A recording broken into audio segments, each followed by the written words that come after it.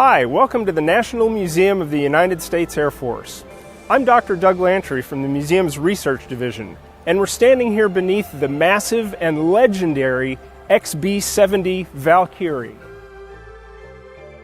The purpose of the XB-70 program was to enhance nuclear deterrence. It was meant to be a high-speed, high-altitude, nuclear bomb delivering aircraft. And that was its role in the early part of the Cold War. It was an early part of the so-called triad: bombers, submarines, land-based ballistic missiles. Let's talk about the canards on the XB-70. They're a really unique design feature, and this airplane has unique geometry. The canards contribute to that geometry by solving a really important problem. They're a trim device that solves stability problems between the low speed of about 150 knots and the high speed of about Mach 3 and every speed in between. You'll see that the back half of the canard is a flap. Having a canard on the forepart of the airplane solves the problem of putting flaps on an extreme delta wing design. So what about the windshield on this airplane? Well, it's got unique features as well. For supersonic flight, a completely flat profile is necessary. So the outer windscreen on the XB-70 is a kind of ramp that transitions up and down. At slow speeds, it can transition down into the nose to give the pilots a forward view. But at high speed, that outer windscreen comes back up and covers the inner windscreen. So the crew compartment is completely isolated from that, and the outer windscreen is only for aerodynamic purposes. Let's talk about wheels. This is the front gear of the XB-70. These tires are made by B-F Goodrich, and you'll notice that they're silver. Not many tires are silver.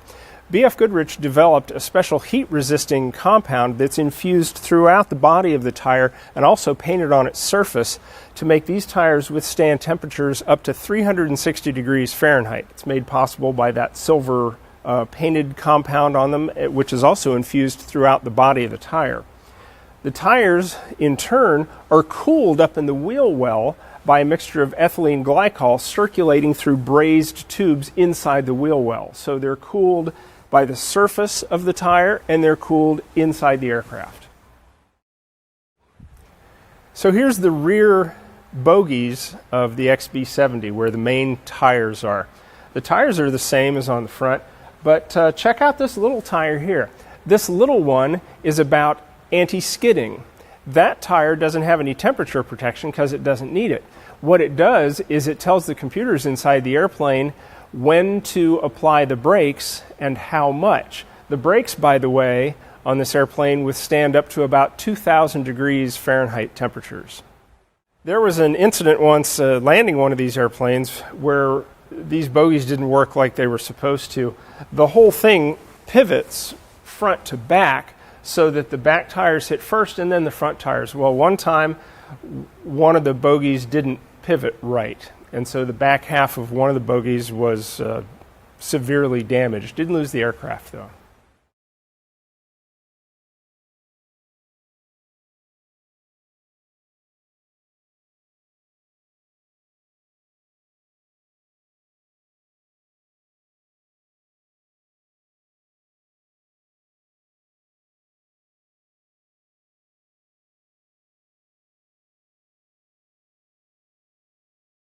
Compression lift is a key feature of XB-70 aerodynamics. The area of the shockwave formation on this airplane, which is just at the front of the intake splitter duct on the underside of the fuselage and wings, creates a shockwave that increases lift in this airplane by as much as 30%. It also creates a reduced drag condition and enables the airplane to cruise quickly at Mach numbers at a lower angle of attack. Saves fuel, increases speed, decreases drag. So compression lift is a key component of the aerodynamics of this airplane. Another key part of XB-70 aerodynamics is variable geometry wingtips, these things over here. At low speeds, landing, taking off, and so on, the wings are perfectly flat, no anhedral, no dihedral. But at low altitude, low supersonic speeds, those wingtips can fold down at 25 degrees. That increases the stability of the airplane, makes it easier to control. At high speed, high altitude, those wingtips fold down to 65 degrees. Not only does that solve stability problems, but miraculously, it also increases lift.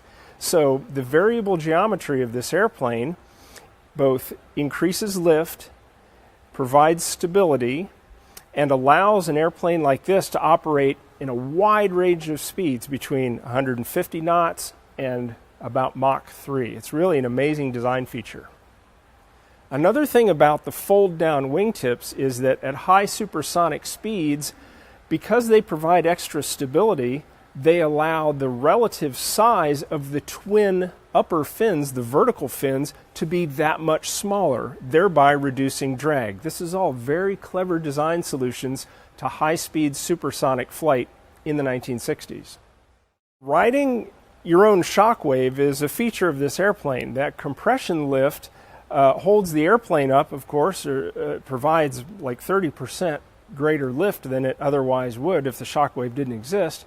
And also the fold-down wingtips increase that lift in addition to providing stability. They allow the vertical fins on the top of the airplane to be that much smaller proportionally, which in turn reduces drag. So it's all part of a very clever design solution that all works together through some variable geometry to make this airplane a unique aerodynamic specimen.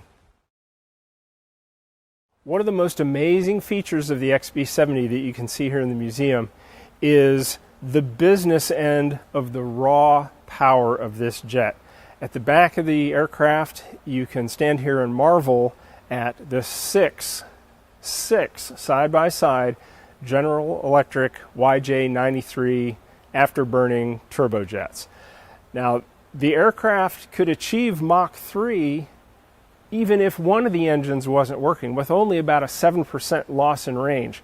But the bottom line for these engines is that they operate best at very high speeds. They operate in continuous afterburner, and so they're most efficient at super high speeds. And joining 6 of them together in a row like this is nothing but high-speed power. Each one of these engines develops a maximum of about 30,000 pounds thrust. Each of those engines actually was developed as, a single engine for another single-engine fighter project, which was canceled. But putting 6 of them together, same engine, gives this airplane its tremendous speed. You can see modern examples of something like this. For example, today's B-1B has 4 of the same approximate types of engines that the single-engine F-16 fighter has. So think of a B-1 in terms of power as about 4 F-16s. Same with this thing. It's got 6 fighters worth of power. This is the guts of the XB-70's power. This is General Electric's YJ-93 afterburning turbojet. This engine weighs a little more than 2 tons and develops a maximum of about 30,000 pounds thrust. It's got an 11-stage air-cooled compressor and a 2-stage turbine. One of the unique things about this engine, unique for the time anyway, is that the afterburner, though it looks like any afterburner, is not controlled through cable linkages. This afterburner is controlled electronically because you've got 6 of them to control. That's a big task for any pilot. And so think of 6 of these 2-ton engines together, each developing 30,000 pounds of thrust, and you get a really, really fast, big airplane like the XB-70. An interesting part of the trailing edge of the XB-70's wings is the series of elevons, combination ailerons and elevator along the trailing edge of both wings. These are for latitudinal and longitudinal stability, And it was designed with these trailing edge elevons to be split into 6 segments on either side of the engine bay. And they're operated by no fewer than 24 separate hydraulic jacks. By the way, the elevons are operated only hydraulically. There's no manual reversion for the pilot if the hydraulics fail. But again, they operate as elevator and aileron both. Flaring to land, you're looking at the sky. So no wonder these guys were the hottest pilots around. And you try and fly this crazy shape that, it's elegant, it's sleek, it's great, but it's got to be really difficult to steer. In addition to the airplane being tricky and exotic to fly, think about maneuvering the XB-70 on the ground. Think about where the pilot is and where the front gear is. The pilot is something like 60 feet in front of the gear. So trying to turn the XB-70 is like, trying to turn a diving board that you're sitting on the end of. It's got to be very tricky because the wheel's back there and you are out here in front turning. So you're just swinging across this arc. The wheel's way behind you. That had to be hard to do. It was a complex airplane. Like other airplanes of its era, it was full of analog dials and gauges. And so every pilot knows that there's a kind of a habit, a system of scanning the instruments to make sure that everything's okay. Well, think of that job inside the XB-70. 6 engines. A flight regime anywhere from 150 knots to Mach 3. With high-speed cruise at Mach 2 or Mach 3 preferable for the airframe and the engines. Plus, you've got a control system that is dependent on these forward canards, elevons in the back, folding wingtips, and so on. So this is not your average airplane to fly. It was perhaps a little tricky and unusual. However, the 7 people who flew that aircraft were well acquainted with unusual flying situations in unusual vehicles. So it wasn't a big surprise for them, but it would probably overwhelm the rest of us. The crew accommodations in the XB-70 might not be what you'd expect.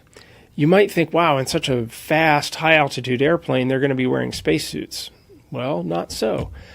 The XB-70's crew cabin was air-conditioned in a shirt-sleeves environment. The temperature in there at any speed was something between 70 and 100 degrees Fahrenheit. So it was a shirt-sleeves environment.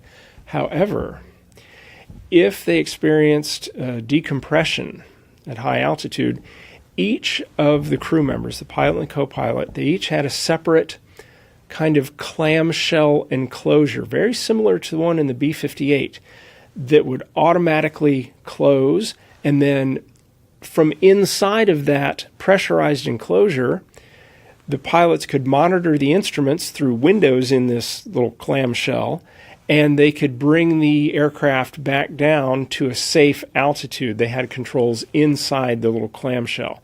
Once they were at a safe altitude, they could open the clamshell back again. Now, if they had to eject from the airplane, the whole clamshell, both of them, would come out of the airplane, out of the top, like an ejection seat. One of the most interesting technological facets of the XB-70 program was its steel honeycomb structure.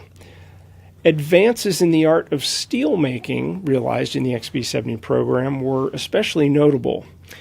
It was principally a steel airplane. It represented the first widespread use of stainless steel in a honeycomb panel structure. The panels of the airplane, which are comprised of facing sheets of steel brazed onto a honeycomb-like core, make up 22,000 square feet of the surface of the airplane. This kind of honeycomb-style stainless steel was carried out by the Armco Steel Corporation of Middletown, Ohio. And we've got a honeycomb panel on display that you can see that was made by Aeronca Incorporated. But these honeycomb steel panels are an important part of XB-70 technology and an important legacy to the art of steelmaking and aerodynamic structures. 69% of the airplane's 150,000-pound weight is this welded stainless steel honeycomb sandwich. It covers the wings from tip to tip.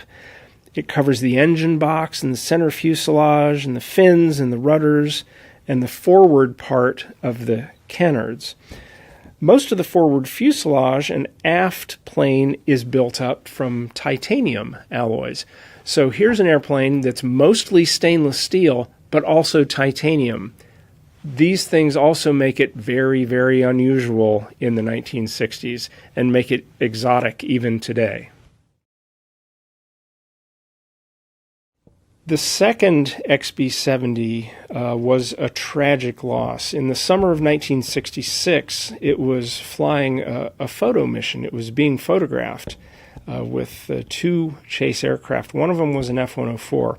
But the F-104 collided with the XB-70 in midair, and its pilot was killed immediately, and the XB-70, its wing was damaged and both vertical stabilizers were gone, and it flew on for only a couple of seconds before it became uncontrollable. And its co-pilot, Major Carl Cross, died, unfortunately, and the North American pilot, Al White, ejected from the XB-70, but he was badly injured. But that's how the airplane was lost. That's why there's only one XB-70 now. The base support for the XB-70 was all at Edwards Air Force Base in California. Big Air Force testing center. They had all the facilities, super long runways, all the rest of it. And the only time that an XB-70 ever landed anywhere else was when our XB-70 landed here at Wright Field. The museum got its XB-70, which was the first one made and the only one that exists now, in 1969. The talents required to design the XB-70 included both talent and persistence. The airplane was designed without the kind of supercomputer modeling that we're used to having today, where we know exactly how aerodynamic flow works because we can simulate it inside of a computer at millions and millions of operations per second. Well, in the 1950s, airplanes were designed with a decent knowledge of how aerodynamic flow works, but testing the real article was the proof of how it was actually going to work. So all of the crazy geometry of the XB-70, the forward canards, the elevons, the slightly smaller than you'd expect vertical surfaces, the hugely swept wings, the wingtips that fold downward in high-speed flight, all of that variable geometry is the result of people thinking through high-speed aerodynamic problems and then also thinking through the requirement for the airplane to take off and land at a relatively low speed. So you've got the windscreen, the canopy that pivots so that at high speed it's a flat surface, but at low speed the pilots can still see out. You've got the canards acting as flaps. You've got the splitters in front of the engine creating a place where compression lift comes into play, massively increasing the lift of the airplane. You've got all the fuel management for 6 very powerful engines that operated on afterburners all the time. You've got the wings that pivot at the tips depending on the speed. And by the way, you've got tires. Every airplane needs tires. Well, special tires on the XB-70 were specially made to withstand heat. The bogies in the back had a little extra wheel as a skid sensor so that the brakes could be applied correctly, because a big, heavy airplane landing fast needs to have the brakes applied correctly.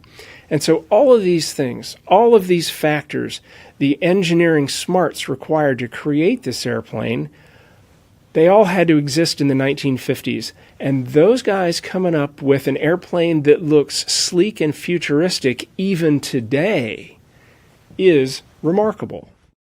One thing that we emphasize among Air Force historians and museum curators and archivists is the differences and similarities between history and heritage. They're two different things, but they join hands and they join a couple of different professions together in presenting a picture of our past and making it relevant and interesting in the present.